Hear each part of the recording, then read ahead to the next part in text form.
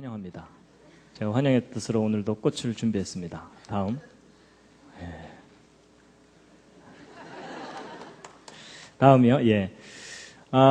이제 그 다음이요. 이게 리모컨이 안 되기 때문에.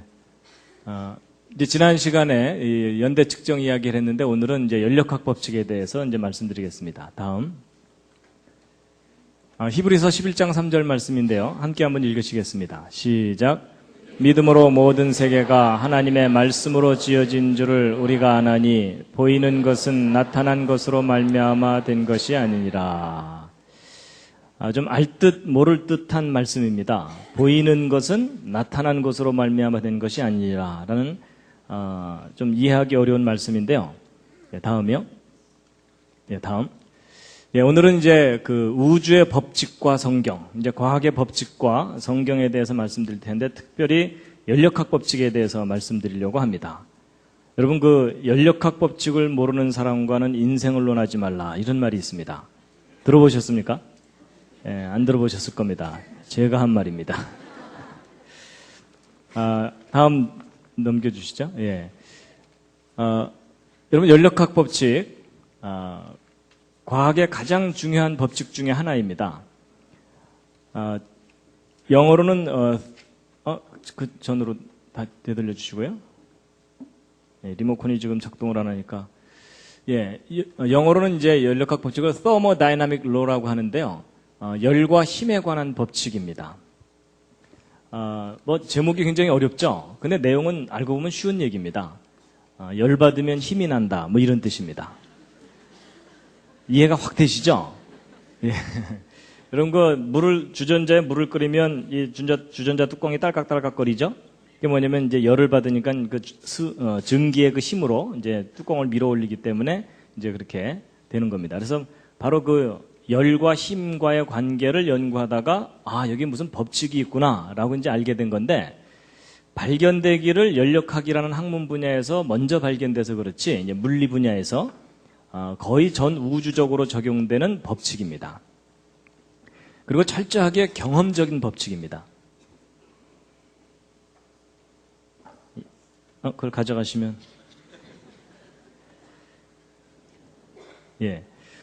철저하게 경험적인 법칙인데요.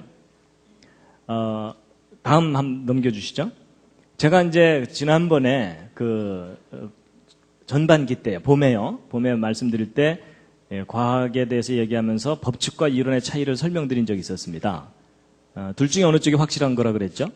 법칙입니다. 법칙은 증명이 된 것을 법칙이라고 하기 때문에 법칙은 확실한 것이고 이론은 다시 관찰할 수 없고 또는 다시 관찰할 수 있다 하더라도 예외들이 자꾸 생기기 때문에 이제 이론이라고 합니다.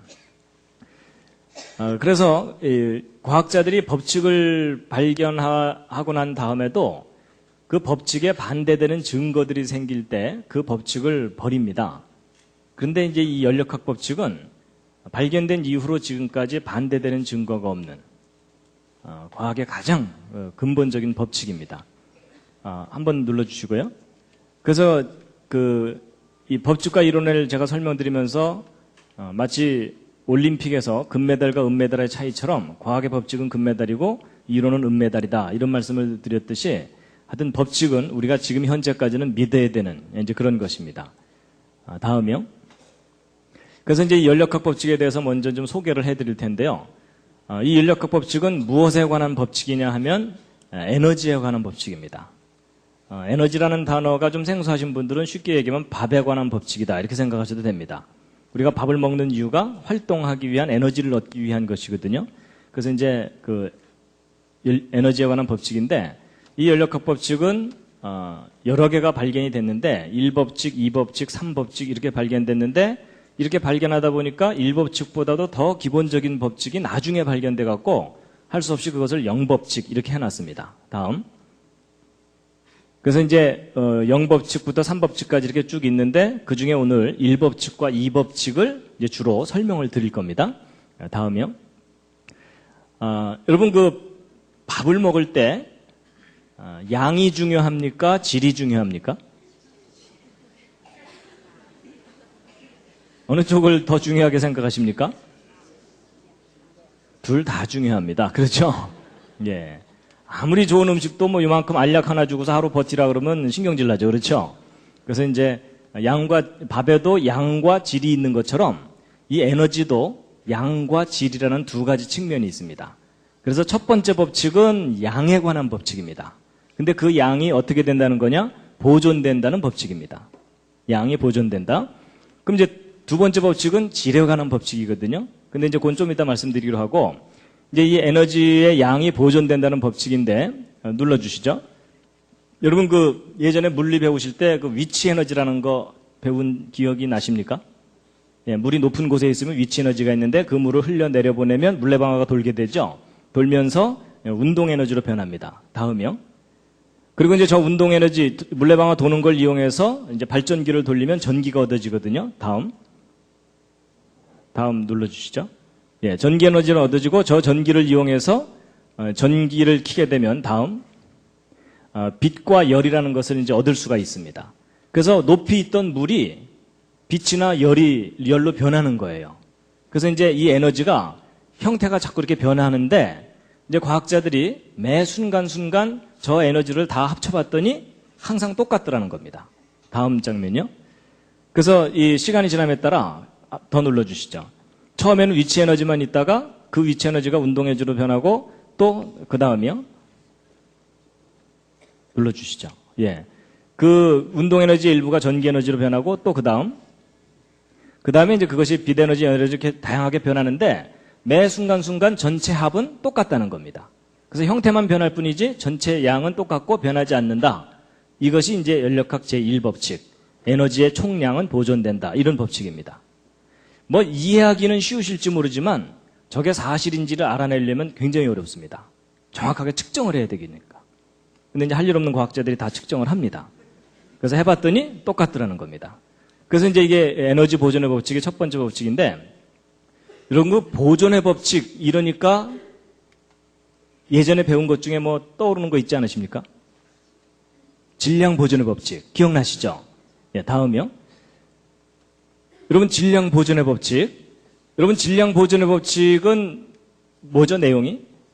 어떤 반응이 일어나기 전하고 일어난 후하고 질량이 똑같다죠? 그렇죠? 그래서 이제 질량 보존의 법칙인데, 근데 여러분 혹시 질량 보존의 법칙이 깨졌다는 거 아십니까? 옆에 있는 분한테 한번 물어보시죠. 깨졌대요?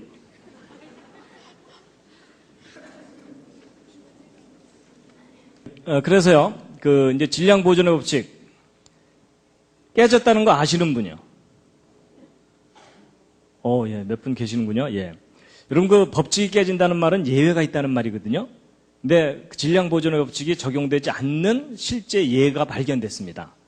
이제 그게 뭐냐면 핵융합이라고 하는 여러분 핵폭탄 아시죠? 요즘 이제 한국이 그것 때문에 지금 떠들썩한데 핵을 분열시키면서 폭발을 일으키는 경우가 있고 핵을 합치면서 이 폭발을 일으키는 경우가 있거든요. 근데 이제 핵융합을 하다 보니까 질량이 사라지는 현상이 관찰된 거예요.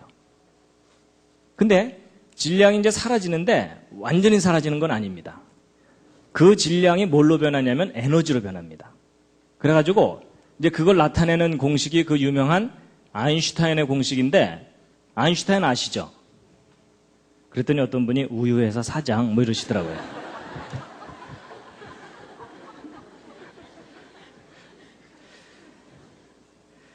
이게 그 유명한 그 아인슈타인의 공식인데요. 여러분 이 아인슈타인의 공식이 뭐냐면 에너지는 질량에다가 이게 C가 비타민 C가 아니라 그 빛의 속도입니다.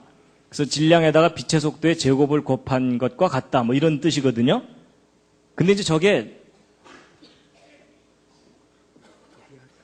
예, 알겠습니다.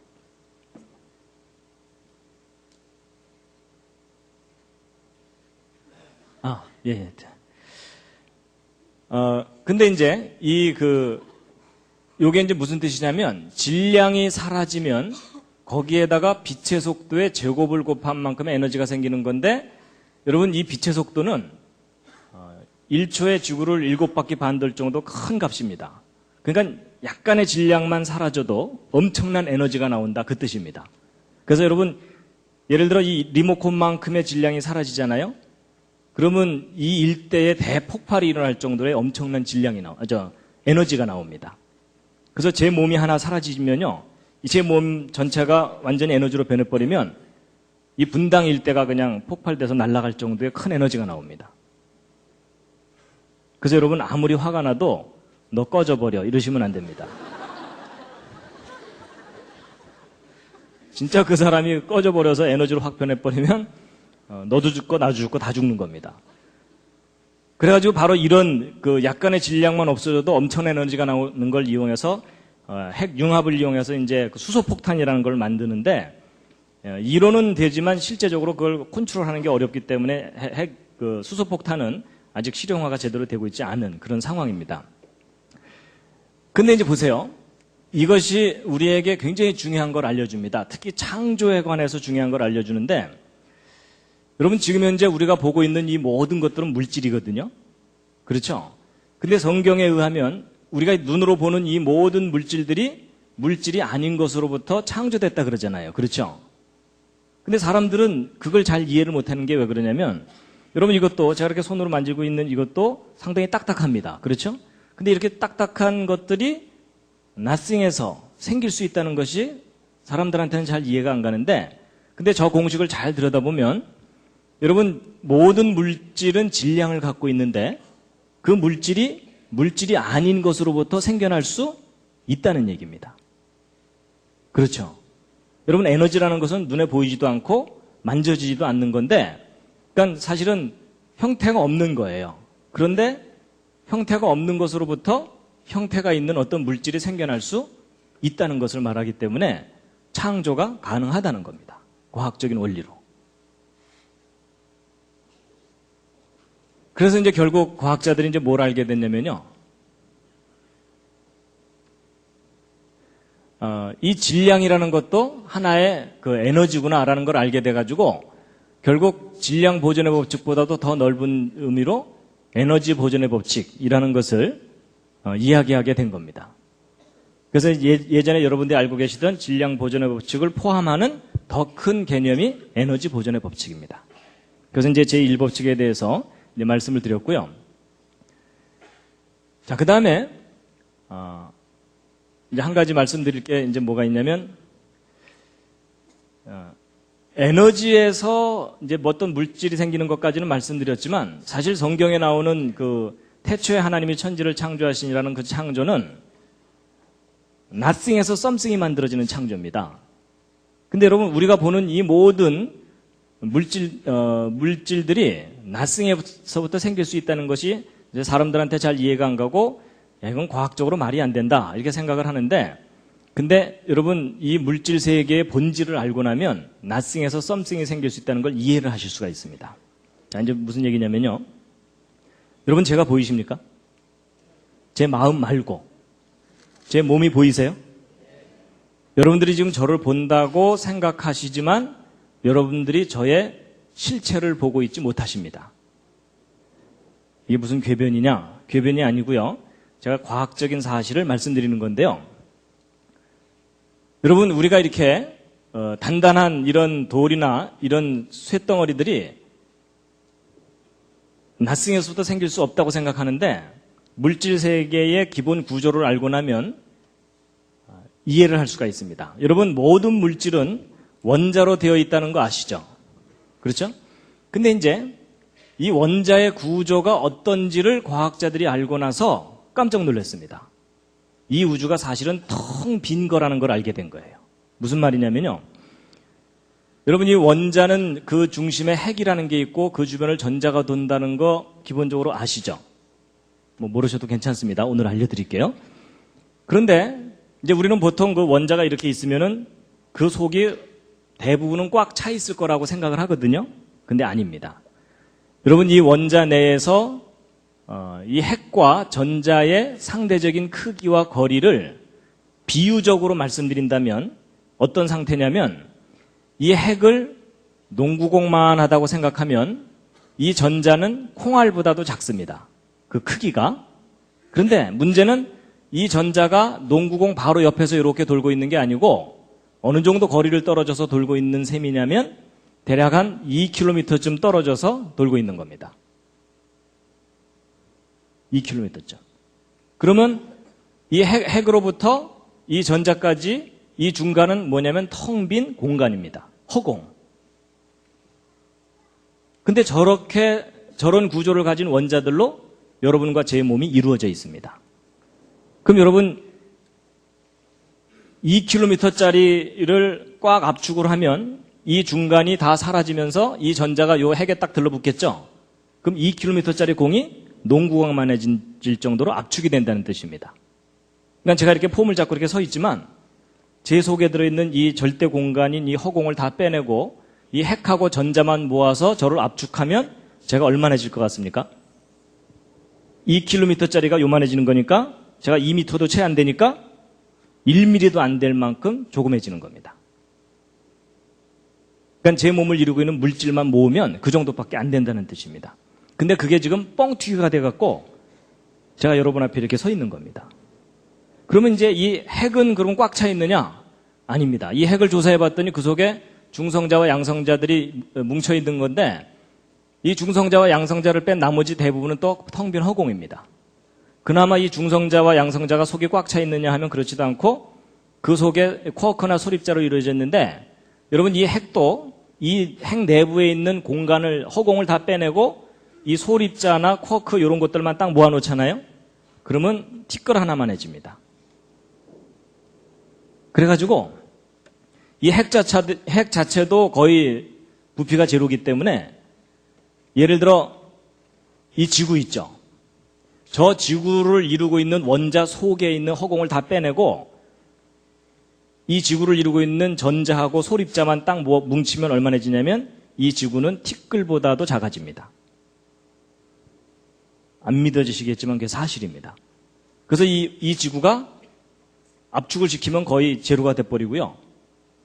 그것뿐만 아니라 우리가 살고 있는 이 우주 있죠. 이 우주에 있는 별들을 다 모아가지고 압축을 하잖아요. 탁구공보다도 작아집니다.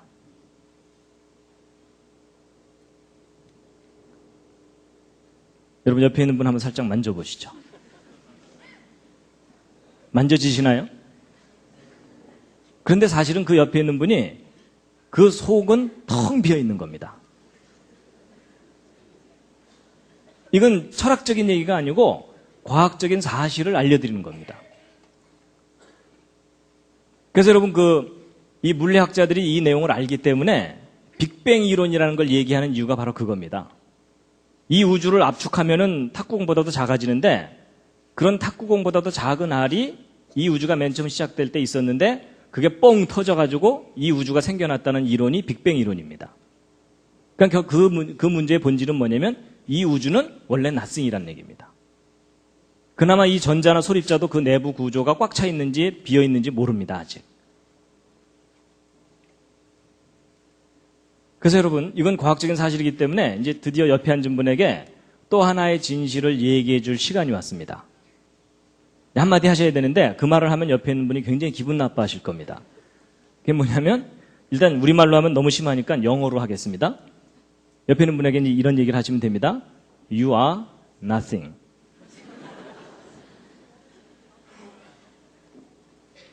실제로요. 이걸 우리말로 하면 어떻게 됩니까? 당신은 아무것도 아니야. 이 얘기입니다. 그래서 여러분 우리가 사실은 이렇게 폼 잡고 이렇게 있지만요. 이 뻥튀기 돼가지고 이렇게 부풀려져 있는 거지 우리의 몸을 이루고 있는 물질적인 실체는 거의 티끌 하나입니다. 근데 이걸 뻥튀기처럼 딱 부풀려 놓으신 분이 계시는데 그분이 바로 창조자 하나님이십니다. 그래서 우리가 썸씽인 것처럼 이렇게 살지만 우리의 본질 자체가 nothing입니다. nothing인데 썸씽처럼 펼쳐져 있는 겁니다. 그래서 이 우주도 제로고요. 그래서 이제 이 사실을 이제 아시고 나면요. 이제 성경 말씀이 더 실감나게 이제 다가오게 되는데요. 자, 아까 그 히브리서 11장 3절 읽으셨던 것 다시 한번 읽으시겠습니다. 시작. 믿음으로 모든 세계가 하나님의 말씀으로 지어진 줄을 우리가 아나니 보이는 것은 나타난 것으로 말미암아 된 것이 아니니라. 여러분 이 보이는 것, 이게 뭐냐, 우리 눈에 보이는 이 모든 것들이요, 이렇게 나타나 있는 것이 본질이 아니라는 겁니다. nothing이 something처럼 펼쳐져 있는 거라는 겁니다. 그래서 여러분 혹시 요 구절이 어디서 나오는 건지 아십니까? 불교 조금 아시는 분들은 아실 텐데 이게 반야심경에 나오는 구절이거든요. 색즉 시공, 공즉 시색인데 보이는 것은 곧 텅 빈 것이고 텅 빈 것이 곧 보이는 거다, 이런 뜻이거든요. 근데 바로 이제 이 성경 말씀하고 같은 맥락의 이야기입니다. 그렇다고 여러분 불경 믿으라는 얘기가 아닙니다. 불경 속에도 뭔가 이 우주의 본질에 대해서 이해를 하고 써놓은 구절이 있기는 있다, 그 얘기를 하는 거고요. 어쨌든 이 우주가 원래 텅 빈 겁니다. 그래서 이제 성경 말씀을 같이 보실 텐데요. 욥기서 10장 9절 함께 한번 읽으시겠습니다. 시작. 기억하옵소서. 주께서 내 몸 지으시기를 흙을 뭉치듯 하셨거늘 다시 나를 티끌로 돌려보내려 하시나이까. 우리가 원래 nothing이라는 뜻입니다. 그리고 같은 맥락의 말씀인데 시편 90편 3절이요. 함께 읽으시겠습니다. 시작. 주께서 사람을 티끌로 돌아가게 하시고 말씀하시기를 너희 인생들은 돌아가라 하셨사오니. 자, 야고보서 4장 14절도 함께 읽겠습니다. 시작. 내일 일을 너희가 알지 못하는도다. 너희 생명이 무엇이뇨? 너희는 잠깐 보이다가 없어지는 안개니라. 여러분, 이곳에 화려한 옷을 입고 왔다 갔다 하던 그 옛날 사람들이 지금은 사라졌습니다. 물론 시간 간격이 있기 때문에 이제 다 죽었으니까 사라지기도 했지만 원래 이때 여기서 살고 있던 사람들이 실체가 nothing입니다.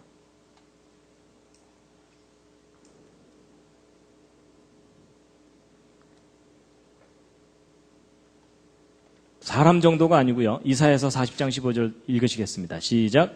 보라, 그에게는 열방은 통에 한 방울 물 같고 저울에 적은 티끌 같으며 섬들은 떠오르는 먼지 같으니. 여러분, 이 세상 모든 만물이 그냥 하나의 티끌이라는 겁니다. 근데 이게 과학적으로 옳은 표현입니다. 자, 히브리서 1장 3절 말씀인데요. 함께 한번 읽으시겠습니다. 시작. 이는 하나님의 영광의 광채시요 그 본체의 형상이시라. 그의 능력의 말씀으로 만물을 붙드시며.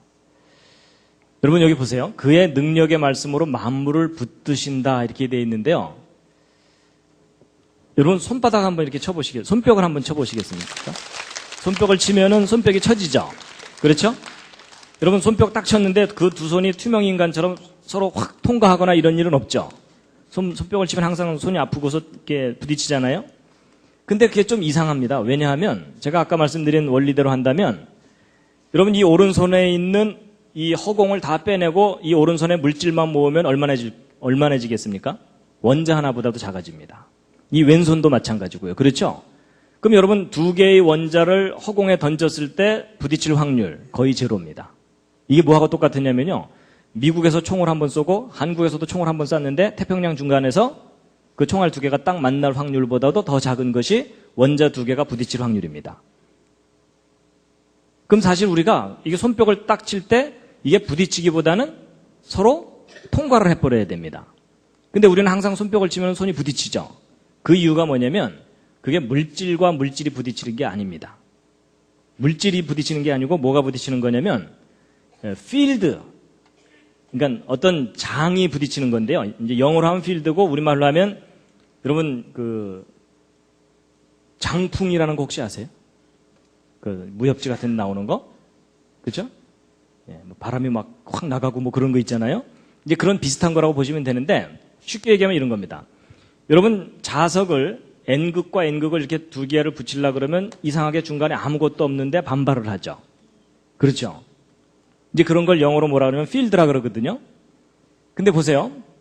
이제 그 모든 물질들이 이렇게 어떤 건 단단하고 어떤 건 이렇게 연하고 그런 이유가 뭐냐면 이 모든 물질들이 원자로 이루어졌는데 이 원자의 중심에는 핵이 있고 거기에 양성자가 있어가지고 여긴 플러스고 여긴 마이너스입니다. 근데 되게 이 플러스하고 마이너스는 서로 잡아당기는 거 아시죠? 근데 전자는 이제 하도 열심히 돌아다니니까 이 딱 들러붙질 않고 일정한 간격을 유지하면서 돌고 있거든요. 근데 이제 원자 두 개가 서로 멀리 있으면요. 여기 있는 플러스하고 여기 있는 마이너스가 서로 잡아당기고 여기 있는 플러스하고 여기 있는 마이너스가 서로 잡아당겨가지고 이제 가까이 오게 됩니다. 이렇게. 근데 가까이 오는데 아주 딱 들러붙지 않는 이유가 뭐냐면 가까이 오고 나면 여기 있는 플러스하고 여기 있는 플러스가 반발을 합니다. 그리고 여기 있는 마이너스하고 여기 있는 마이너스가 반발을 하고요. 그래서 일정한 거리를 딱 유지하게 돼 있습니다. 그래서 이제 안정된 거리를 딱 유지하게 되거든요. 근데 이게 사람과 사람 사이도 마찬가지입니다. 여러분 낯선 사람이 너무 바짝 다가앉으면 거부감이 들죠. 그렇죠? 그래서 사람마다 적당한 거리가 있습니다. 그래서 낯선 사람하고는 한 사람 옆 정도 이렇게 거리를 두고 앉아야 되고 친한 친구끼리는 바짝 붙어 앉죠.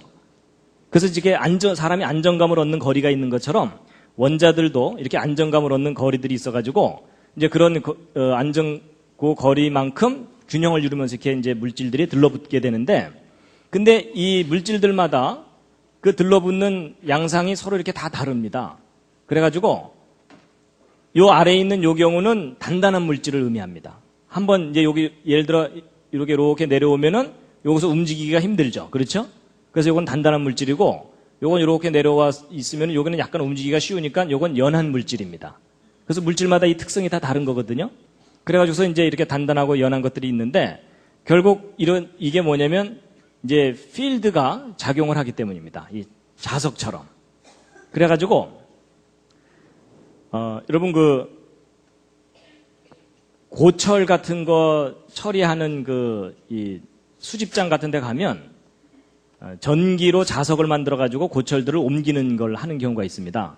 그래가지고 이제 포크레인 비슷한 거가 있어가지고서 여기에 그 전기를 딱 가하면은 자석이 돼가지고 이 고철 더미 위에다 올려놓으면 막 고철들이 막 달라붙습니다. 이제 달라붙은 걸 가지고 이렇게 옮겨다가 전기를 딱 풀어버리면은 그냥 우수수 떨어져 버리죠. 그래서 이제 물질들마다 저런 이 필드가 작용할 때만 서로 달라붙고 그렇게 되게 돼 있거든요. 그래서 우리가 손뼉을 딱 칠 때 서로 부딪히는 것은 물질들이 부딪히는 게 아니라 자석의 N극과 N극이 서로 반발하는 것 같은 그런 필드가 반발을 하는 겁니다. 근데 만약에 저 필드를 스위치를 딱 꺼버리면 어떻게 되냐면 이 오른손과 왼손이 서로를 인식을 못하기 때문에 통과해버립니다. 그래서 이제 이게 무슨 말이냐면 하나님께서 모든 물질들이 이런 플러스와 마이너스가 서로 작용을 해가지고 들러붙을 존재할 수 있도록 원리를 두신 거거든요. 근데 이제 하나님께서 어느 날 없던 일로 하자 하고서 저 필드의 스위치를 딱 꺼버리면 어떻게 되겠습니까? 이 우주가 그냥 사라져 버립니다. 그러니까 하나님께서 이 우주를 창조하셨다는 말이 뭐냐면 저런 원리와 법칙을 어느 날 딱 두셨기 때문에 모든 물질들이 존재하는 겁니다. 근데 어느 날 하나님께서 스위치를 딱 꺼버리면 이 모든 물질이 그냥 안개처럼 사라져 버립니다. 그래서 하나님께서 창조하셨다는 말은 모든 물질이 존재할 수 있는 이런 원리와 법칙을 두셨다는 그런 의미입니다. 그래서 이제 히브리서 1장 3절에 그의 능력의 말씀으로 만물을 붙드신다라는 말이 하나님께서 모든 물질이 존재할 수 있도록 원리와 법칙을 정해두셨기 때문에 존재한다는 뜻입니다. 근데 그 원리와 법칙을 어느 날 딱 꺼버리면 이 우주가 사라져버리는 겁니다. 그래서 이사야서 40장을 보면은 함께 읽으시겠습니다. 시작. 그 앞에는 모든 열방이 아무것도 아니라 그는 그들을 없는 것 같이 빈 것 같이 여기시느니라. 그런즉 너희가 하나님을 누구와 같다 하겠으며 무슨 형상에 비기겠느냐. 여러분 하나님께서는 모든 것들을 없는 것처럼 빈 것처럼 여기신다고 되어 있는데 여기시는 게 아니라 사실은 모든 게 텅 빈 겁니다. 이 우주에 있는 모든 물질들이. 로마서 4장에 있는 말씀인데 함께 읽으시겠습니다. 시작. 그의 믿은 바 하나님은 죽은 자를 살리시며 없는 것을 있는 것 같이 부르시는 이시니라. 여러분 없는 것을 있는 것처럼 부르면 존재한다는 거거든요. 제가 예전에 예수님의 기적 중에 오병이어의 기적, 떡 5개와 물고기 2마리로 10,000명 이상이나 되는 사람들을 배불리 먹였다 그랬죠. 근데 보통 사람들은 떡 5개 물고기 2마리 해봤자 요만큼이고 그 다음에 10,000명 이상 먹을 음식은 아마 이 가득 놔야 될 정도로 많잖아요. 근데 요만한 음식이 어떻게 이 방 가득 만큼으로 변할 수 있느냐? 그걸 사람들이 잘 이해를 못 하거든요. 근데 여러분, 아까 제가 말씀드린 그 원리를 이해하시면 이게 이해가 됩니다. 여러분, 이 방 가득 있는 음식을 압축해봤자 얼마나 하다고요? 거의 제로예요. 그렇죠? 그리고 떡 5개, 물고기 2마리를 압축해봤자 그것도 역시 제로죠? 그러니까 창조하신 하나님은 아무것도 없는 것으로부터 뭔가 썸씽을 만들어내실 수 있다는 얘기입니다. 그래서 오병이의 기적은 이 물질 세계가 원래 텅 빈 거다라는 걸 이해하면 과학적으로도 이해가 될 수 있는 부분입니다.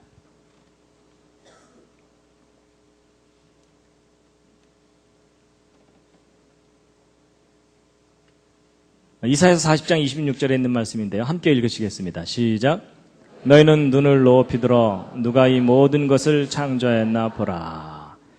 여러분, 지금 우리가 보고 있는 이런 물이나 흙이나 나무나 이 구름이나 이 무지개나 이 모든 것들이 우리가 썸씽이라고 생각하지만 저것들이 본질적으로 낫승입니다. 근데 하나님께서 어떤 원리와 법칙을 두셔서 우리 앞에 저렇게 쫙 펼쳐놓으신 겁니다. 근데 하나님께서 어느 날 없던 일로 하자 하고 탁 스위치를 꺼버리시면 이 우주가 그냥 사라져버립니다.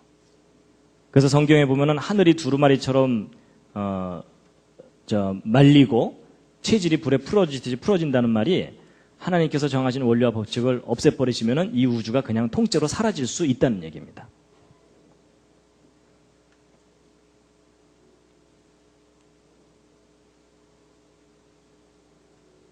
제가 이 기능이 예.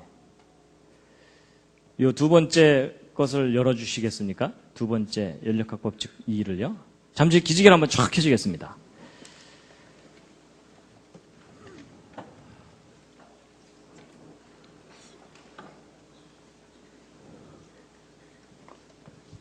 자, 이 리모컨이 고장이 나는 바람에 스텝이 엉켜가지고 지금까지는 좀 별로 재미없으셨죠? 네, 잠시. 자, 이번에는 이 연력학 제2법칙을 이제 말씀드릴 텐데요. 로마서 7장 24절 25절 말씀인데 함께 읽으시겠습니다. 시작.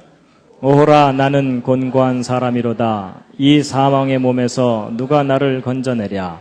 우리 주 예수 그리스도로 말미암아 하나님께 감사하리로다. 그런즉 내 자신이 마음으로는 하나님의 법을 육신으로는 죄의 법을 섬기노라. 이제 연력학 제2법칙을 말씀드릴 텐데요. 이제 1법칙보다 더 중요한 것이 이제 2법칙입니다. 연력학 제2법칙은 모든 만물이 어느 한쪽 방향으로 흐른다는 겁니다. 그래서 물은 항상 위에서 아래로 떨어지죠. 그리고 사람은 태어나면 항상 늙게 되죠. 물론 얘가 좀 더 늙어 보이기도 하지만. 그래서 여러분, 내 청춘 돌리도라는 말이 무슨 말이냐면 그게 이제 돌아갈 수가 없기 때문에 그냥 한탄을 하는 건데, 여러분, 모든 만물이 한쪽 방향으로 갑니다. 그래서 이제 이 우주에는 어떤 방향성이 있다라는 것을 나타내는 것이 연력학 제2법칙입니다. 그래서 그것을 보통 이제 시간의 화살이라고 합니다. 이제 화살은 한번 활에서 떨어져 나가면은 한쪽 방향으로만 가잖아요. 그렇죠? 이제 그런 겁니다.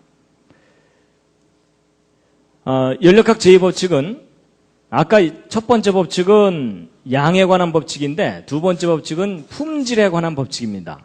근데 이 품질이 점점 나빠진다는 법칙입니다. 그래서요, 여러분, 잔잔한 물에다가 돌멩이를 던지면 이 파동이 일잖아요, 이렇게. 그러다가 시간 지나면 이 파동이 점점 줄어들게 되죠. 그래서 결국은 다시 잔잔해지는 거잖아요. 그래서 높낮이가 처음에 있다가 그게 점점 이렇게 줄어들게 되는 것을 나타내는 것이 이제 인력학 제2법칙인데, 높낮이가 클 때는 물레방아를 아주 힘차게 돌릴 수가 있습니다. 근데 높낮이가 낮아지면은 물레방아를 힘차게 못 돌리죠. 그래서 뭔가 처음에는 의욕적으로 시작했다가 그 의욕이 점점 사라져가는 그런 걸 나타내는 법칙이 인력학 제2법칙입니다. 그래서 커피도요, 뜨거운 거 갖다 놓고서 한참 시간 지나다 보면 식어버리죠. 그럼 미지근한 거 갖다 놨는데 한참 일하다 보니까 옆에서 펄펄 끓더라. 이런 일은 절대 안 일어납니다. 그래서 우리가 늘 경험하는 현상들을 과학자들이 법칙으로 정리해 놓은 것인데요.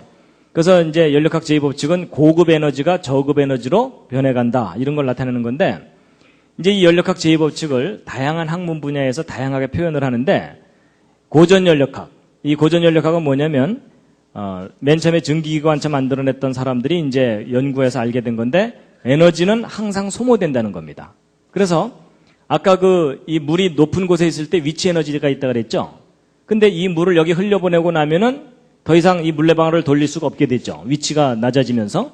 그래서 이 위치 에너지가 예를 들어 처음에 1000만큼 있었는데 이걸 흘려내려보내면 위치 에너지가 제로가 되기 때문에 에너지가 소모가 됩니다. 근데 이제 이렇게 얘기하면 어떤 분들은 소모가 되긴 뭐가 소모되냐? 이거 다시 퍼올리면 1000을 얻을 수 있지 않느냐? 이런 생각이 드시죠? 근데 여러분 세상에 공짜가 어디 있어요? 이거 퍼올리려면 에너지가 또 들죠. 근데 과학자들이 이거 퍼올릴 때 얼마나 에너지가 드는가를 측정을 해보았더니 항상 1000보다 큰 에너지가 들어요. 그러니까 1000을 얻자고 1000보다 더 큰 걸 소모해야 되죠. 그럼 결국 전체적으로 손해예요, 이익이에요? 전체적으로 손해입니다. 근데 항상 이런 일이 일어난다는 게 법칙입니다. 그러니까 우리가 에너지를 사용하면 사용할수록 점점 소모된다. 이게 법칙입니다. 그럼 여러분 에너지가 다 소모되고 나면 모든 것들이 정지해버리죠? 그럼 이 우주가 죽게 된다는 뜻입니다. 그래서 이걸 연장해서 생각하면 결국은 이 우주는 언젠가는 죽는다라는 걸 나타내는 법칙이 연력학 제2법칙입니다. 그래서 여러분 사람도 마찬가지입니다. 여러분 사람이 열심히 먹고 난 다음에 가끔 힘주죠. 그렇죠? 근데 여러분 사람이 물레방아하고 똑같아요. 우리가 먹는 이 음식은 고급 에너지입니다. 근데 이 뒤로 내보내는 것은 저급 에너지죠. 그렇죠? 그래갖고 바로 요것과 요것의 차이를 이용해가지고 사람들이 이렇게 활동하면서 사는 겁니다. 물레방아하고 원리가 똑같죠? 그렇죠? 그 다음에 이제, 여러분 이 자전거 중에 옛날 어른들은 아실 텐데 발전기 달린 자전거 아시죠? 그래서 밤에 이제 어두워지면은 이 발전기를 바퀴 쪽에다 딱 붙여놓으면은 뱅뱅뱅 돌아가면서 전기를 이렇게 내게 됩니다. 근데 이 맹구가 이걸 가만히 보더니 기가 막힌 아이디어를 생각해냈어요. 뭐냐면 이 전기를 이용해서 불을 켤 게 아니고 이 전기를 이용해서 이 뒤에다가 모터를 돌리면 모터가 돌아가면 뒷바퀴 돌아갈 거고 뒷바퀴 돌아가면 앞바퀴 돌아갈 거고 앞바퀴 돌아가면 전기가 생길 거고 이 전기로 다시 뒷바퀴 돌리면 한 번 싹 페달만 한번 밟아주면 저절로 부산까지 가겠죠? 근데 이런 일이 실제로 일어날까요? 안 일어날까요? 안 일어납니다. 왜냐하면 여기서 열심히 페달 밟아도 전기를 100% 생산해내지 못하고 이 전기가 모터를 100% 돌리지를 못해요. 그러니까 한 번 돌아오고 나면 에너지가 줄줄줄 다 새버려요. 그러니까 그 다음에 또 우리가 또 페달을 밟아야 되거든요. 그래서 에너지가 자꾸 소모가 되기 때문에 우리가 계속 힘들게 에너지를 투입하면서 살아야 되는 그런 원리가 작용하는 게 이제 연력학 제2법칙입니다. 그래서요, 이 연력학 제2법칙을 나타내는 것이 이제 뭐냐면 항상 이 새 것이 낡은 것으로 변해가는 것을 나타내는 겁니다.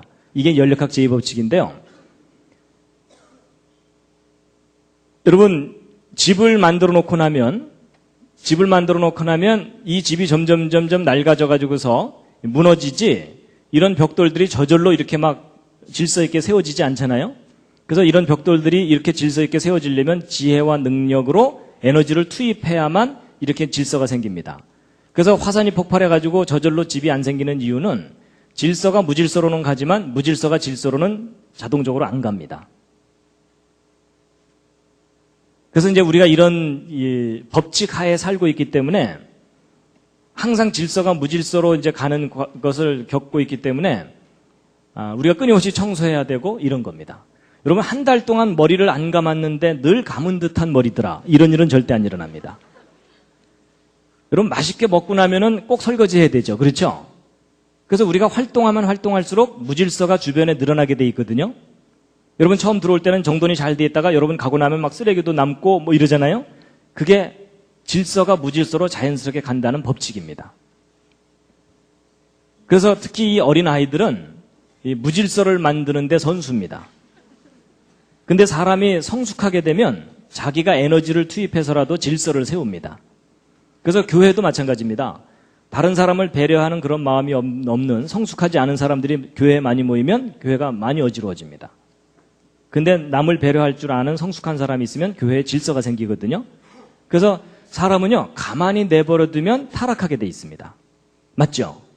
그게 연력학 제2법칙입니다. 그리고 여러분, 강의 듣고서 나가면서 곧바로 잊어먹으시죠? 그것도 연력학 제2법칙에 해당됩니다. 그렇죠?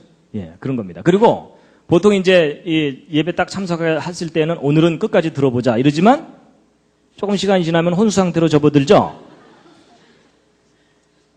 뭐 작심삼일 이런 모든 내용들이 바로 연력학 법칙에 해당됩니다.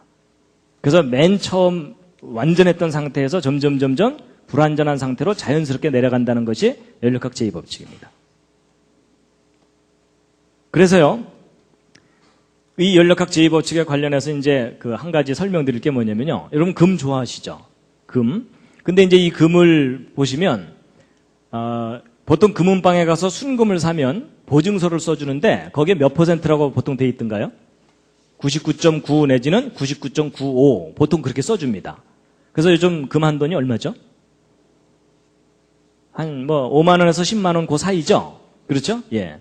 근데 이제 보통 일반 금은방에서 파는 금은 뭐 한 돈에 5만 원, 10만 원 이렇게 될 텐데 이런 반도체에 사용하는 금은 순도가 훨씬 높은 금을 써야 됩니다. 왜냐하면 이 반도체 연결하기 위해서 아주 가나다란 금실을 써야 되거든요. 지금은 이제 다른 물질로 대체를 하지만 옛날에는 금을 썼어요. 왜냐하면 금은 녹이 안 슬거든요. 그래갖고 아주 가느다랗게 이제 해서 이제 전기를 흘려보내야 되는데 근데 이 금 속에 들어있는 이런 불순물들이 열을 내게 됩니다.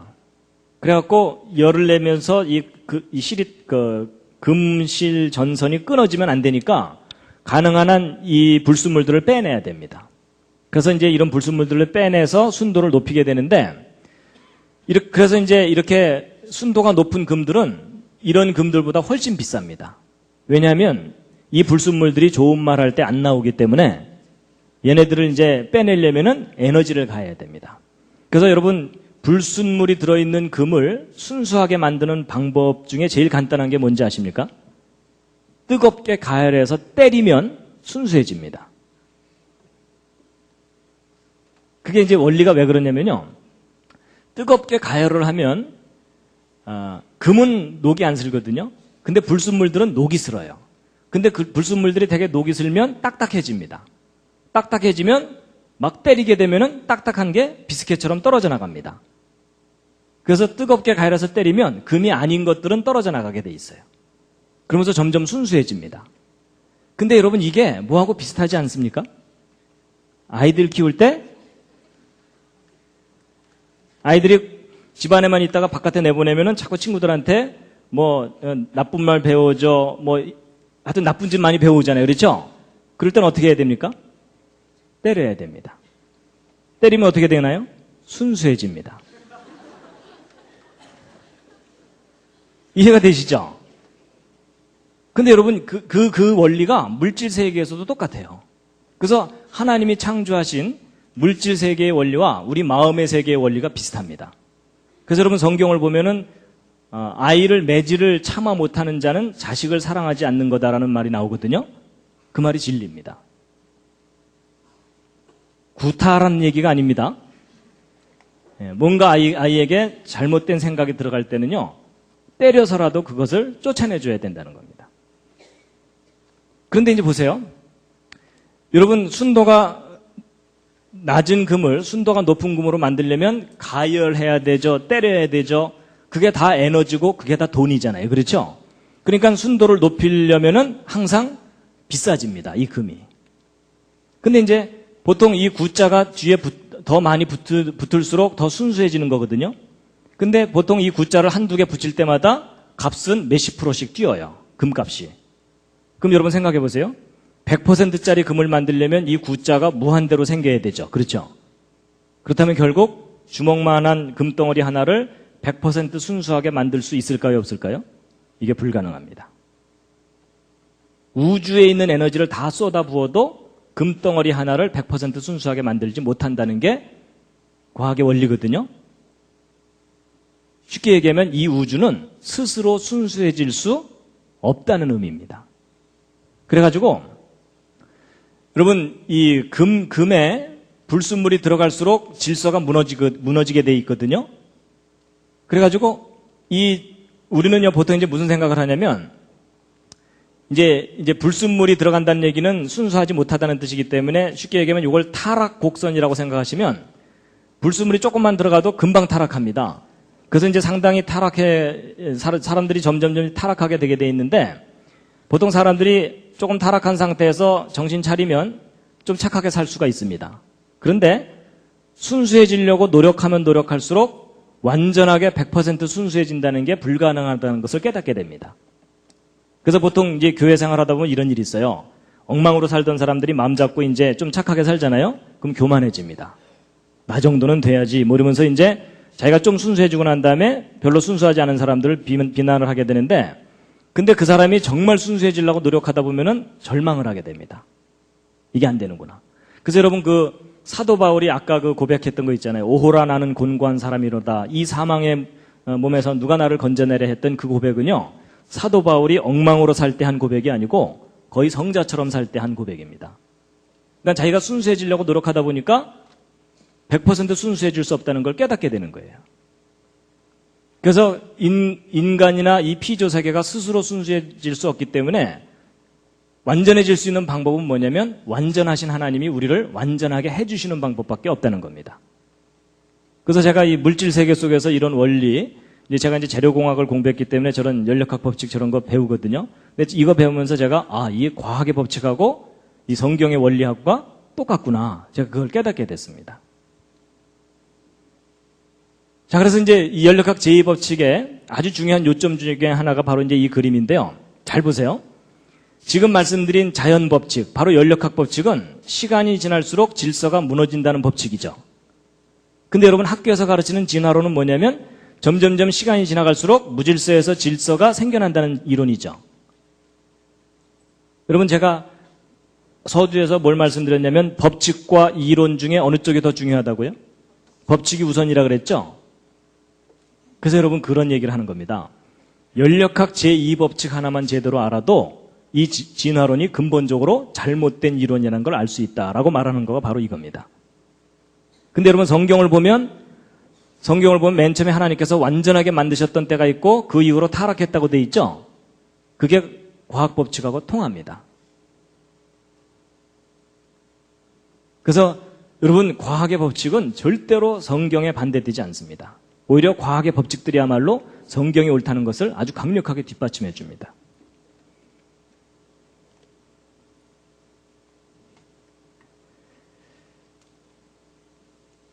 그래서 이제 히브리서 1장을 보시면요. 함께 읽으시겠습니다. 시작. 또 주여 태초에 주께서 땅에 기초를 두셨으며 하늘도 주의 손으로 지으신 바라. 그것들은 멸망할 것이나 오직 주는 영존할 것이요 그것들은 다 옷과 같이 낡아지리니 의복처럼 갈아입을 것이요 그것들이 옷과 같이 변할 것이나 주는 여전하여 연대가 다함이 없으리라 하였으나. 여러분 다 옷과 같이 낡아진다는 말이 과학적인 표현으로 할 때 연력학 제2법칙입니다.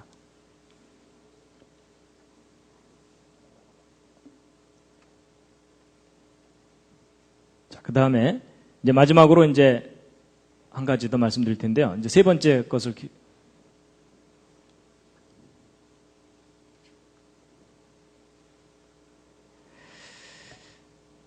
자, 기지개 한번 살짝 더 켜시죠.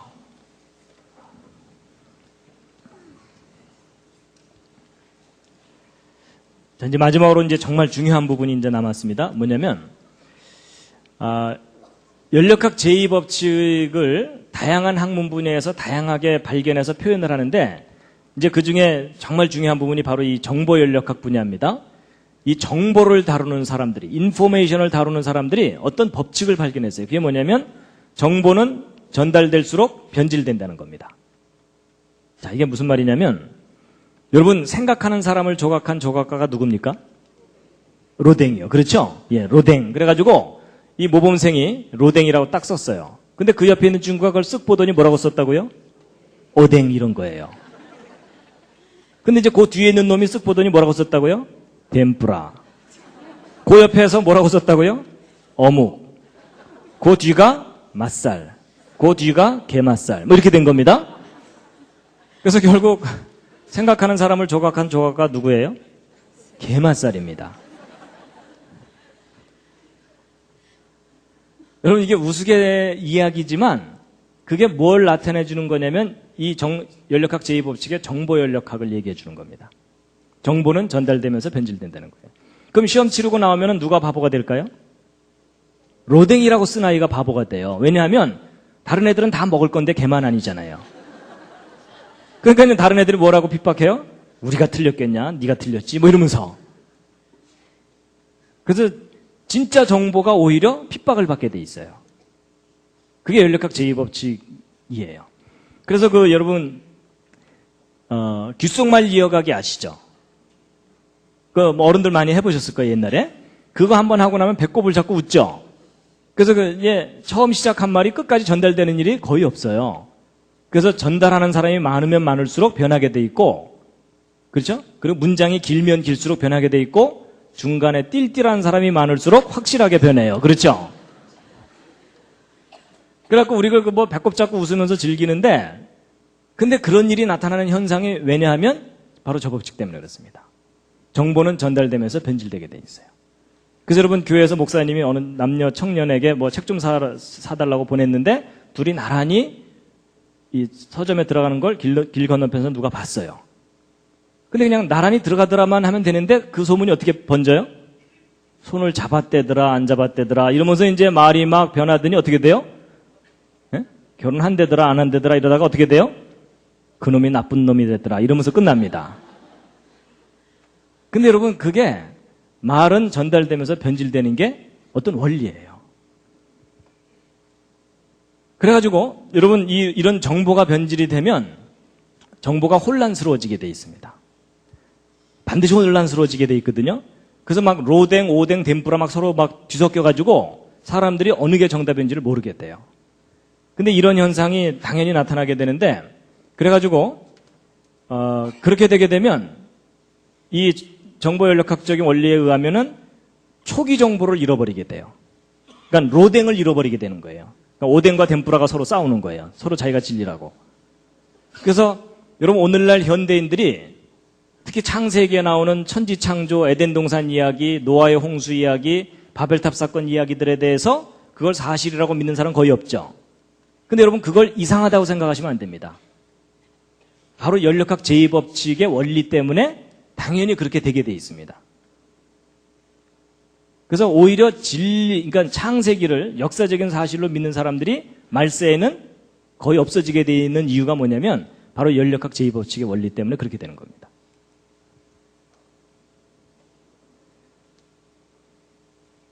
그 다음에 이제 이 연력학 제2법칙이 작동을 하게 되면 개념의 혼란이 증가하는데요.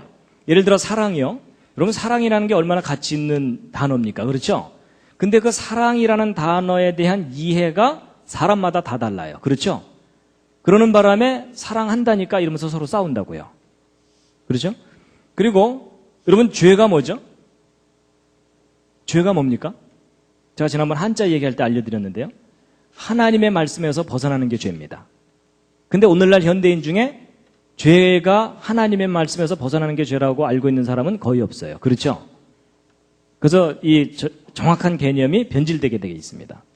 그리고 예전에는 행복의 기준이 뭐냐 그랬을 때 옛날 우리 어른들 중에 돈이 기준이라고 생각한 사람 그리 많지는 않았습니다. 그렇죠? 근데 요즘은 그냥 돈이 행복의 기준이 돼버렸고요. 그 다음에 이제 진리가 밥 먹여주냐 이러면서 진리에 대해서 관심이 없어졌거든요. 그래서 결국 초기 정보도 잃어버리고 개념이 혼란해지면은 가치관의 붕괴가 일어납니다. 그래서 오늘날 현대인들이 가치관의 붕괴가 일어난 이유가 바로 이런 원리가 작동하기 때문에 그렇습니다. 그리고 여러분 종교만큼 또 혼란스러워진 게 없습니다. 그렇죠? 정말 중요한 게 종교인데 인간을 구원하는 것이 종교인데 종교가 혼란스러워져 가지고 여러분 자칭 메시아가 이 세상에 얼마나 많아요. 그렇죠? 내가 재림 예수다 이러잖아요. 그럼 이제 그 옆에 있는 사람이 난 널 보낸 적이 없다 뭐 이러면서 둘 다 묶어놔야 됩니다. 그렇죠? 그래서 여러분 이 시대에 진짜 종교를 찾는 일은 정말 어려운 일입니다. 그렇죠? 예. 그래서 이렇게 종교가 혼란스러워진 원인 중에 하나도 바로 그 연력학 제2법칙이 작동하기 때문에 그렇습니다. 근데 이제 이 모든 것들이 다 변질되고 그러지만 변질되지 않는 게 있습니다. 그게 뭐냐면 하나님의 말씀은 변하지 않는데요. 이사야서 40장에 있는 말씀인데 함께 한번 읽으시겠습니다. 시작. 풀은 마르고 꽃은 시드나 우리 하나님의 말씀은 영영이 서리라 하라. 자, 이제 마지막으로 이제 뭘 말씀드리고 마칠 거냐면요. 지금 방금 제가 말씀드린 이 연력학 제2법칙에 의하면 정보는 반드시 변질되게 돼 있다고 그랬잖아요. 그럼 생각해 보세요. 여러분과 제가 가지고 있는 이 성경은 원본이 아닙니다. 맞죠? 원본이 아니고 이건 우리가 가진 성경은 번역본이에요. 그러니까 원본이 있을 거고 그 원본을 곧바로 번역한 게 아니라 여러분 지금 모세가 받았던 10계명이라든지 모세 5경의 그 원본들은 지금 없어요. 맞죠? 구약 성경의 원본이 하나도 남아있는 게 없습니다. 그래서 그 원본을 필사를 했어요. 옮겨 적었어요. 근데 여러분들도 옮겨 적어 보시면 알지만 옮겨 적을 때마다 글자 틀리죠. 그렇죠? 더군다나 이 책이 뭐 한두 장짜리 책이 아니라 이렇게 두꺼운 책을 옮겨 적는다면 반드시 틀리는 글자들이 생길 수밖에 없겠죠. 아까 그 연력학 제2법칙에 의해서. 맞죠? 그렇다면 이제 우리가 어떤 의심이 드는 거냐면 도대체 이 책이 원본과 똑같다고 누가 보장할 수 있느냐 하는 거예요. 그렇죠? 원본이 남아있으면 원본과 대조해보면 틀린 데를 알 수 있겠는데 그나마 원본도 없어요. 그래서 여러분 이 성경이 오랫동안 심각한 도전을 받았습니다. 어떻게 이것을 정확하게 믿을 수 있느냐는 거예요. 그러니까 예를 들어 예수 그리스도를 믿어야만 구원을 얻는다 하고 여러분과 제가 그렇게 알고 있잖아요.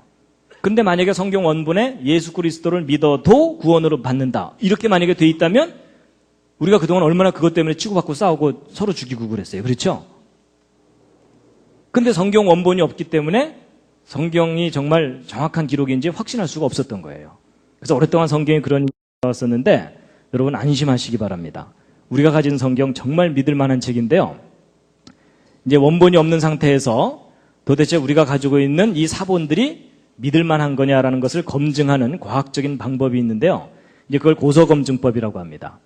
우리가 가지고 있는 사본이 얼마나 원본과 똑같은지 이제 검증을 하는 건데 몇 가지 기준이 있습니다. 그게 뭐냐면 사본들 간의 오차가 적을수록 믿을만하고 사본들의 숫자가 많을수록 믿을만하고 원본과의 연대차가 적은 사본일수록 믿을만하다라는 어떤 객관적인 기준들을 가지고 이제 성경의 사본들을 이제 조사를 한 건데 사본 간의 오차가 적을수록 믿을만하다는 건 무슨 말이냐면 똑같은 내용에 대한 사본들이 여러 개가 있는데 그들 사이에 오차가 적을수록 이 사본들은 믿을만한 거죠.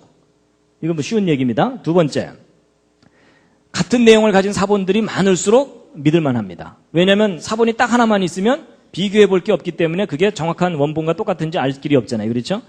그래서 이제 믿을만하고 세 번째는 맨 첫 번 원본이 있고 그걸 복사한 것들이 필사한 것들이 연대마다 이렇게 있을 텐데 원본과 가장 가까운 사본이 가장 변질이 안 됐겠죠. 그래서 바로 이제 이런 관점을 가지고 우리가 가지고 있는 사본이 얼마나 정확한지를 검증을 해봤는데 예를 들어 이제 먼저 신약 사본을 말씀드리면요. 여러분 이제 신약 성경만 얘기하면 비교할 게 없기 때문에 일리아드라 그래서 그 서양 사람들이 서양의 지식인들이 성경 다음으로 많이 애송하고 암송하고 뭐 이랬던 고전인데 이 일리아드하고 신약 성경을 둘을 비교해드리면 사본 간의 오차 여러분 신약 성경 0.5% 있습니다. 여러분 성경에 오차가 없다는 오류가 없다는 것은 원본에 오류가 없다는 얘기지 사본들 사이에는 오류가 있습니다. 그러니까 0.5%라고 하면은 200분의 1이에요. 쉽게 얘기하면 200글자당 한 글자 정도다라고 생각하시면 됩니다. 근데 일리아드는 5%니까 20분의 1이에요. 그러니까 20글자당 한 글자 정도 쉽게 얘기하면. 근데 어쨌든 신약 성경이 일리아드보다 10배 정도 믿을 만해요. 그다음에 이제 사본 숫자 신약 성경 2만 권 이상 발견됐고요. 일리아드는 600여 권이 있어요. 그래서 사본 숫자만 비교해 보아도 40배 정도 신약 성경의 숫자가 훨씬 많으니까 믿을 만합니다. 그다음에 이제 최초의 사본하고 원본과의 연대 차이. 그러니까 지금 현재로 따지면 가장 오래된 사본하고 원본하고의 연대 차이인데 적게는 25년, 많게는 80년 정도 차이죠. 그러니까 평균 한 50년 정도의 차이가 나는 오래된 사본을 가지고 있어요. 신약 성경에 대해서. 근데 일리아드는 원본이 BC 900년인데 최초 사본이 BC 400년이니까 500년 정도 차이죠. 그래가지고서 이 사본들 연대 차이가 신약 성경이 10분의 1 정도로 적어요. 그래서 이제 이건 좀 단순 무식하긴 하지만 어쨌든 이것을 이제 계산을 해보면 신약 성경이 일리아드보다 한 4,000배쯤 믿을만하다 할 정도로 사본이 잘 보존되어 있는 거예요. 정확하게. 근데 여러분 아무래도 0.5% 오차가 있다는 거가 좀 꺼림직하시죠? 근데 여러분 저거에 너무 신경 쓰지 마시기 바랍니다. 저 오차가 어떤 오차냐면 별로 중요하지 않은 오차입니다. 예를 들어 예수께서 가라사대 이렇게 해야 되는데 예수께서 가라사디 뭐 이렇게 썼다거나 이런 거예요. 그러니까 문맥을 잘못 이해할 정도의 오차가 있는 게 아니고 아주 단순한 오차들이 저 0.5% 오차의 대부분이에요. 그러니까 그런 것 그리고 또 신약 성경 중에 24,000권은 예수께서 가라사대 이렇게 돼 있는데 한 600여 권만 예수께서 가라사디 이렇게 돼 있는 경우예요. 그러니까 오차를 얼마든지 교정할 수가 있는 그런 오차들이 대부분이기 때문에 이런 관점으로 볼 때 신약 성경이 지금까지 어떤 고전보다도 가장 완벽하게 보존되어 있다라는 겁니다. 자, 근데 이제 문제는 신약 성경의 문제가 아니라 이제 구약 성경의 문제입니다. 여러분 신약 성경의 근거가 되는 게 구약 성경이죠. 그러면 구약 성경이 많이 틀리면 신약 성경이 아무리 완벽해도 그 틀린 것을 근거로 해서 신약 성경을 쓴 거기 때문에 문제가 심각합니다. 그래서 이제 구약 성경이 과연 이제 얼마나 완벽하게 보존됐을까 이걸 검증을 해보았는데요. 구약 성경의 경우는 모세 오경이 BC 1400년경에 쓰여졌고 구약 성경 중에 제일 마지막 책인 말라기가 BC 400년경에 쓰여졌기 때문에 대략 1000년 기간 동안에 이제 그 책들이 구약 성경 책들의 원본이 쓰여졌습니다. 그런데 얼마 전까지 현대인들이 갖고 있던 구약 성경 사본 중에 가장 믿을만하다고 했던 사본이 마소레 텍스트라 그래서 보통 맛소라 사본 이러는데 이게 맛있는 소라다 이런 뜻이 아닙니다. 이 마소레 텍스트라고 하는 건데 이게 AD 900년경 기록된 겁니다. 근데 이제 문제가 뭐냐면 말라기하고만 비교해 보아도 1300년이나 차이가 나요. 그렇죠? 그럼 1300년 동안 얼마나 많이 변질됐는지 검증할 길이 없잖아요. 그렇죠? 그래갖고 구약 성경이 오랫동안 그 진리성에 대해서 의심을 받았었어요. 이게 변질되지 않은 게 맞느냐. 그랬는데 20세기 최대의 고고학적 발견이라고 할 만한 사건이 있는데 그게 뭐냐면 사해사본이 발견된 겁니다. 사해사본인데 여러분 이스라엘에 가면은 여기에 사해가 있습니다. 예루살렘 그 근처에 이 사해가 있는데 이 사해는 이제 소금기가 하도 많아서 사람이 이게 둥둥 뜬다 그러죠. 예. 근데 이 사해 근처에 동굴들이 많아요. 동굴들이 많은데 이 동굴 지역에서 발견된 사본입니다. 그래가지고 이제 맨 이 사해 사본이 처음 발견된 때가 언제냐면 1947년도인데 바로 요 동굴입니다. 이 사해 사본을 발견하게 된 그 배경이 이렇습니다. 목동 하나가 양을 잃어버렸어요. 그래갖고 양을 찾으러 돌아다니는데 그 근처에 동굴들이 많거든요. 일일이 들어가 볼 수가 없으니까 돌멩이 들고 동굴 안다가 돌멩이를 던져 넣은 거예요. 그러면 이제 아무것도 없으면 그냥 돌 떨어지는 소리만 날 거고 그 다음에 양이 있으면 매 하고 나올 거고 매 하고 소리를 낼 거고 그 다음에 사자가 있으면 어흥 하면 재빨리 도망가면 되잖아요. 그래갖고 이제 돌멩이를 들고 이 동굴 저 동굴 돌멩이를 던져놓고 이제 돌아다니고 있었는데 바로 요 동굴에다가 돌멩이를 집어넣었더니 그릇 깨지는 소리가 나는 거예요. 그래갖고 이상하다 싶어서 들어가서 봤더니 항아리가 있어요. 이 항아리를 열어봤더니 그 속에 뭐가 있어요. 그래갖고 그걸 이제 가지고 나왔어요. 근데 이 목동이 까막눈이라 이게 얼마나 중요한 건지 모르고 그냥 헐값에 어디다 팔았어요. 근데 그게 이제 돌아다니다가 어느 학자한테 발견이 된 거예요. 그래서 이 학자가 이걸 이렇게 열어서 봤더니 이게 너무나 귀한 이 사본이거든요. 그래갖고 수소문을 해서 이거 발견한 목동을 찾아가서 이거 어디서 났느냐 물어봤더니 이 동굴 지역에서 발견된 거예요. 그래갖고 그 일대를 이잡듯이 뒤져갖고 사본들을 이제 다 발견해냈는데 구약성경 에스더서 빼고 다 발견됐어요. 사본이. 근데 문제는 이 사해 사본이 언제적 사본이냐면 이제 그때 이제 발견된 유물들도 함께 있고요. 그래서 이런 유물과 그 밖의 기록들을 조사해 봤더니 이 사해사본은 예수님 당시쯤 기록된 거예요. 그러면 맞소라 사본하고 1000년 기간의 차이가 있죠. 그렇죠?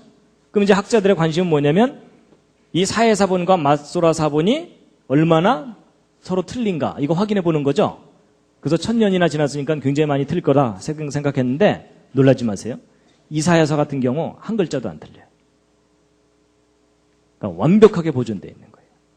그래서 이 사해사본 연구하는 사람들이 사해사본 연구하면서 깜짝 놀라는 게 뭐냐면 1000년이라는 세월을 두고 변하지 않았어요. 기록이. 그러니까 이 기간 동안 안 변했기 때문에 그 이전 기간에도 변할 리가 없겠죠. 그렇죠? 그러니까 이게 무슨 얘기냐면 예를 들어 이제 이런 창세기 같은 경우 있죠? 이 창세기가 모세가 기록할 때 그 기록이나 예수님이 성전에서 읽을 때의 기록이나 우리가 지금 보는 기록이나 똑같다는 뜻입니다. 이 말씀이 변하지 않았어요. 그 기록이.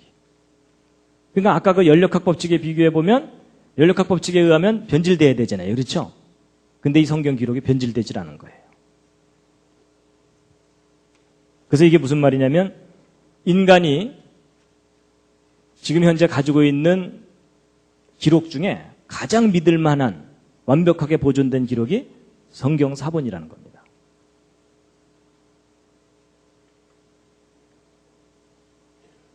그래서 이사야 40장 말씀 다시 한번 읽겠습니다. 시작.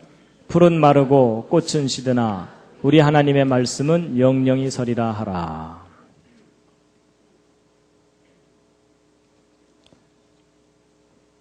시편 19편에 있는 말씀인데요. 함께 읽으시겠습니다. 시작. 여호와의 율법은 완전하여 영혼을 소성케 하고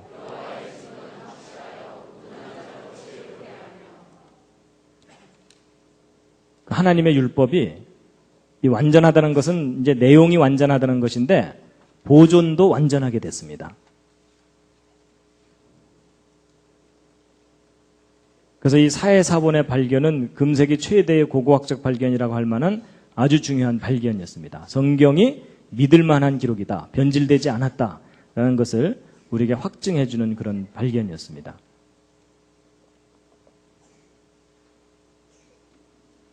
디모데후서 3장 15절에 있는 말씀인데요. 함께 읽으시겠습니다. 시작.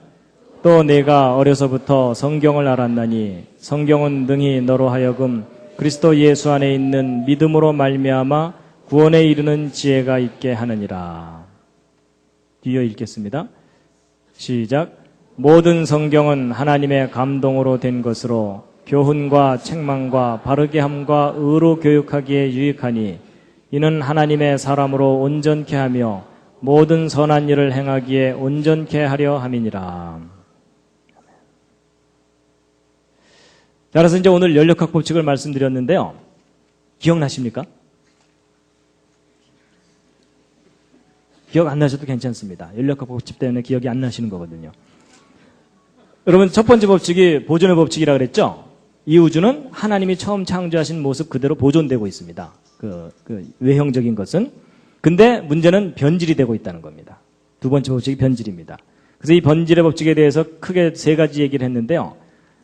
첫 번째가 이제 에너지가 점점 고갈되기 때문에 이 우주는 결국은 사망을 당하게 된다. 그 얘기고, 질서가 점점 무질서해지면서 이 우주가 무질서 쪽으로 가고 있다라는 것이고, 그 다음에 정보가 점점 변질되기 때문에 사람들이 진리를 잃어버리게 된다. 그 얘기입니다.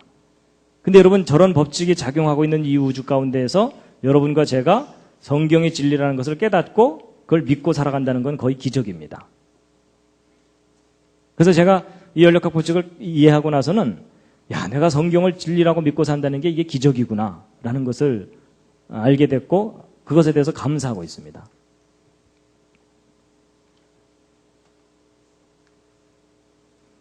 연력학 법칙을 모르는 사람과 인생을 논하지 말라. 동의하십니까? 예, 여러분 이거 이해를 하시면 창조의 원리가 이해가 되고요. 이 우주가 어느 방향으로 가고 있는지도 이해가 되거든요. 그렇습니다.